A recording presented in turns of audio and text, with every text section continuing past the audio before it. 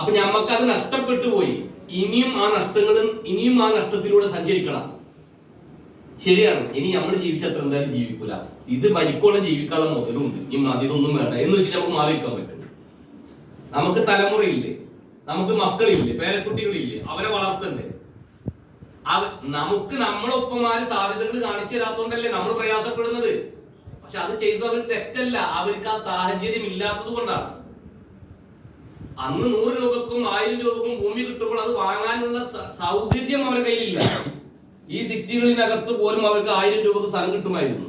വാങ്ങാനുള്ള കപ്പാസിറ്റി ഇല്ല. അല്ലെങ്കിൽ സിറ്റിക്കുള്ളിൽ താമസിക്കാൻ ആഗ്രഹമില്ലാണ്ട് ഒഴിഞ്ഞ ഭാഗത്തേക്ക് മാറിയ ആളുകൾ വരെയുണ്ട്. ഞാൻ പൊന്നാനിയിലാണ് താമസിക്കുന്നത്. ടൗണിൽ നിന്നും സ്ഥലം വിറ്റ് കടപ്പുറത്ത് സ്ഥലം വാങ്ങിയ ഒരുപാട് ആളുകൾ എനിക്കറിയാം. എന്താണ് എന്ന് ചോദ്യത്തിന്റെ ഉത്തരം പറയണവരെന്താണ്? മീൻ പിടിക്കാൻ പോകാൻ എളുപ്പം കടപ്പുറത്തല്ലേ, എന്തിനാണ് അങ്ങാടിത്തെ സ്ഥലം? പിടിച്ചിട്ട് വഞ്ചിയോടെ കയറ്റി വീട്ടിലേക്ക് വരാനും തൊഴിലിന് പോകാനും എളുപ്പമല്ലേ. പക്ഷെ ഇന്ന് ആ കടപ്പുറത്തെ സ്ഥലത്തിന് 50,000 അല്ലെ 25,000 പോലും വിലയില്ലെങ്കിൽ അവർ വിറ്റ സ്ഥലങ്ങൾക്ക് 10 ലക്ഷവും 5 ലക്ഷം രൂപ വിലയായി. മക്കൾ ഇരുന്നിട്ട് പറയുന്നു ബാപ്പ പൊട്ടനാണ്. ബാപ്പ പൊട്ടനായിട്ടല്ല, ബാപ്പ മക്കളെ തീറ്റിപ്പോറ്റാനുള്ള സൗകര്യത്തിന് വേണ്ടി ചെയ്തതാ. അല്ലെങ്കിൽ ബാപ്പാക്ക് പറഞ്ഞു കൊടുക്കാൻ ആളില്ലാത്തതിന്റെ പേരില്ല. ഞാൻ ചോദിക്കുന്നത് അങ്ങനത്തെ ബാപ്പന്മാരാവണം. ഇനി നമ്മൾ അവസരങ്ങൾ കിട്ടിയിട്ട് അത് ഉപയോഗിച്ചിട്ടില്ലെങ്കിൽ അങ്ങനത്തെ ബാപ്പന്മാരും അങ്ങനത്തെ ഉമ്മമാരായിട്ട് മാറേണ്ടി വരും. നമുക്ക് കിട്ടിയ അവസരം മനസ്സിലാക്കുക, പഠിക്കുക എന്നുള്ളതാണ് ഞാൻ പറയുന്നത്. ഇത്രയും പറഞ്ഞ സ്ഥിതിക്ക് അത് തന്നെ വീണ്ടും എടുത്തു പറയണത്, അന്ന് നിങ്ങളോട് ആ വള വിറ്റിട്ട് ബിറ്റ്കോയിൻ ഇൻവെസ്റ്റ് ചെയ്യുമെന്ന് പറഞ്ഞാൽ നിങ്ങൾ ചെയ്യൂല. അല്ലെങ്കിൽ നിങ്ങൾ ചോദിക്കുന്നത് നിങ്ങളുടെ സുഹൃത്തിനോടാണെങ്കിൽ അവര് നോ എന്നാണ് പറയുള്ളൂ, അല്ലേ? ആ നോ എന്ന് പറഞ്ഞ സുഹൃത്തിന് ഒരു കോടീശ്വരനാണെന്ന് കരുതുന്നത്. ആ നോ എന്ന് പറഞ്ഞ ആ സുഹൃത്ത് വലിയ കോടികളുടെ അസറ്റ് ഉള്ള ഒരു വ്യക്തിയാണെന്ന് മനസ്സിലാക്കുന്നത്. നിങ്ങൾ ഇപ്പോഴും പ്രയാസത്തിൽ പോകുമ്പോൾ ആ സുഹൃത്തിന്റെ അടുത്ത് പോയിട്ട് ഒരു 10 ലക്ഷം രൂപ എനിക്ക് താടാ എന്ന് പറഞ്ഞാൽ തരുമോ? നിന്റെ കാരണം 1000 കോടി രൂപ നഷ്ടപ്പെട്ടവനാണ് ഞാൻ, അതുകൊണ്ട് നീ എനിക്ക് 1 കോടി രൂപ തരണമെന്ന് പറഞ്ഞാൽ തരുമോ? അവൻ എന്താ പറയാ? ഞാൻ നോ പറയണത് എന്റെ ഇഷ്ടമാണ്, നിങ്ങൾ എന്തിന് എന്നോട് ചോദിച്ചു?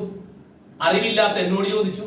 എന്റെ അറിവില്ലായ്മ ഞാൻ അഹങ്കാരമായിട്ടും അലങ്കാരമായിട്ടും മാറ്റിയിട്ട് നിങ്ങളെ നോ എന്ന് മുടക്കിയ ഞാൻ കോടീശ്വരനായപ്പം ഉത്തരം ഒന്നേ ഉള്ളൂ, വേണമെങ്കിൽ ചെയ്തടാ എന്തെങ്കിലും ബിസിനസ്. അവൻ സഹായിക്കൂല ഒരു രൂപയും. പക്ഷെ അവന്റെ അറിവില്ലായ്മ നമ്മളെ തകർത്തിട്ടുണ്ട് എന്നുള്ളത് നമ്മൾ മനസ്സിലാക്കിയിട്ട് ഇനിയും പല ആളുകളും പല നെഗറ്റീവും പറയുമ്പോ ഓടാ, ഞാൻ എനിക്ക് തന്ന പടച്ചവൻ തന്ന എനിക്ക് ദൈവം തന്ന വിവേക ബുദ്ധി ഉണ്ട്, ഇത് ഞാൻ ചിന്തിച്ചിട്ട് എനിക്ക് വേണ്ടത് ഞാൻ ചെയ്യും, അത് എന്റെ ഇഷ്ടമാണ്, ഇതിന്റെ ശരിയും തെറ്റും ഞാൻ അനുഭവിക്കാൻ തയ്യാറാണെന്ന് പറഞ്ഞ ചങ്കൂറ്റത്തോടെ ഇറങ്ങിയിട്ടുണ്ടെങ്കിൽ 100% സക്സസ് ആവും മെറ്റാഫോഴ്സ് രംഗത്ത്. ഇവിടെ 25,000 രൂപ ഇൻവെസ്റ്റ് ചെയ്യാൻ തയ്യാറാണ് 13 മാസമെങ്കിൽ ഇന്ന് നിങ്ങളെ കയ്യിൽ അസറ്റ് 10 ലക്ഷം രൂപയാണ്. ഞാൻ വെറുതെ പറയുന്നല്ല, അനുഭവിച്ച ആളുകളോട് ഇരിക്കുന്നത് അവരോട് ചോദിച്ചു. എന്നെ സംബന്ധിച്ചിട്ട് 2.5 വർഷം കൊണ്ട് കോടിക്കണക്കിന് രൂപയുടെ അസറ്റ് എനിക്ക് എടുത്തു വെക്കാൻ കഴിഞ്ഞു, കോടിക്കണക്കിന് രൂപ എനിക്ക് നിന്ന് ഉണ്ടാക്കാനും കഴിഞ്ഞു. പക്ഷെ ഞാൻ ഉണ്ടാക്കിയതിനേക്കാൾ പ്രൗഡായിട്ട് പറയാ, എന്റെ കൂടെ വന്ന 100-ലധികം ആളുകളെ കോടീശ്വരന്മാരാക്കാൻ എനിക്ക് പറ്റിയിട്ടുണ്ട്. 1000-കണക്കിന് ആളുകളെ ലക്ഷപ്രഭുക്കളാക്കാൻ എനിക്ക് പറ്റിയിട്ടുണ്ട്. അവരെ കയ്യിലും കണക്കൂട്ടി വന്നാൽ ഈ ഡിജിറ്റൽ അസറ്റ് അടക്കം കോടികളുണ്ടാവും. 1000-കണക്കിന് ആളുകളെ കയ്യിൽ, എംപവറിനുള്ളിലുള്ള ആളുകളെ കയ്യിൽ 1 കോടി രൂപക്ക് മുകളിലുള്ള വീട്ടമ്മമാരെ നമുക്കറിയാം.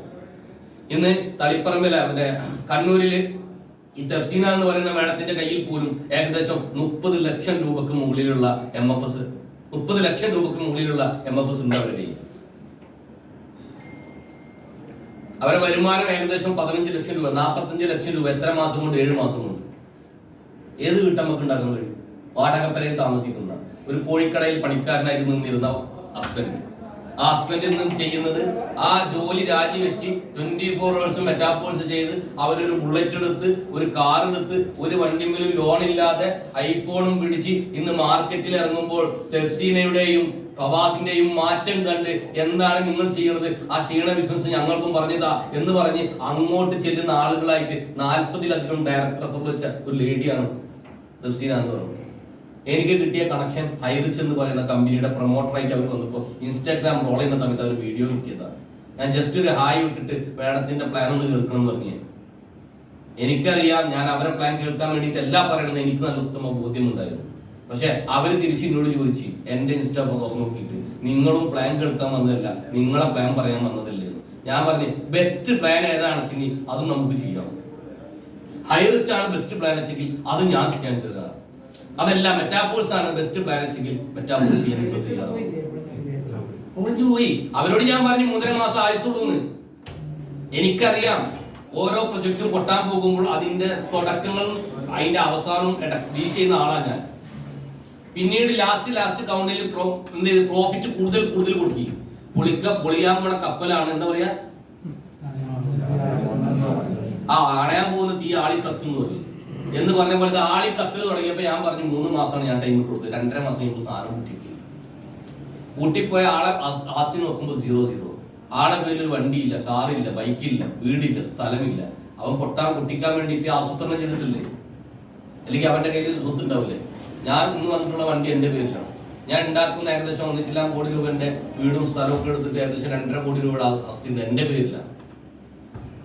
നമുക്കറിയാം നമ്മൾ കുട്ടിക്കാനോ പൊളിക്കാനോ പൊളിഞ്ഞു പോകാനോ പോകുന്ന കപ്പലല്ല. നമുക്ക് 100% പ്രോഫിറ്റ് എടുക്കാൻ പറ്റുന്ന ഒരു പ്രോഗ്രാമാണ് നമ്മൾ ചെയ്തുകൊണ്ടിരിക്കുന്നത്. ഇവിടെ നിങ്ങൾ ആളെ കൊടുന്നാലും കൊടുന്നില്ലെങ്കിലും പൈസ കിട്ടും. ആളെ കൊടുത്തിട്ട് കൂടുതൽ പൈസ കിട്ടണോ അത് നിങ്ങളുടെ ഇഷ്ടമാണ്. പുതിയ ആളുകളിലേക്ക് എത്തിച്ചു കൊടുത്തിട്ട് അവരെ രക്ഷപ്പെടുത്തണോ അതും നിങ്ങളുടെ ഇഷ്ടമാണ്. ഇവിടെ ആളെ കൊണ്ടുവരാണ്ട് എങ്ങനെ പൈസ കിട്ടുക? MFS വാങ്ങിയിടണം, ഈ കറൻസി വാങ്ങി വെക്കണം.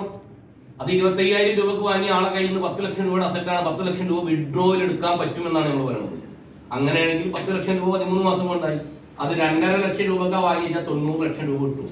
13 മാസം കൊണ്ട് 90 ലക്ഷം രൂപ കിട്ടുമെന്ന് വിശ്വസിക്കാൻ പറ്റുമോ? പക്ഷെ വിശ്വസിച്ചേ പറ്റൂ.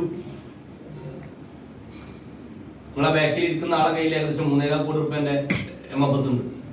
അസീം കാലിക്കത്ത് മെറ്റാഫോഴ്സ് അടിച്ചു നോക്കിയാൽ ഫുള്ള് അയാളെ വീഡിയോ ആണ് വരിക. അയാളെ അനുഭവമാണ് അയാൾ വീഡിയോയിൽ പറഞ്ഞുകൊണ്ടിരിക്കുന്നത്.